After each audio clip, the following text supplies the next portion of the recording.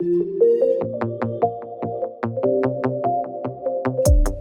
at the SMSU Agronomy plots, what we're doing is we're planting a corn hybrid trait trial. So we've got 15 different treatments, and what they are is different corn hybrids that have different traits to them.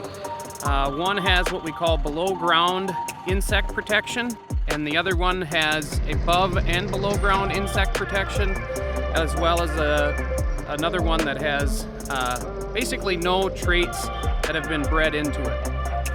And the object of this is to compare and contrast the yield that the corn hybrid gives us with or without any of those traits applied to it.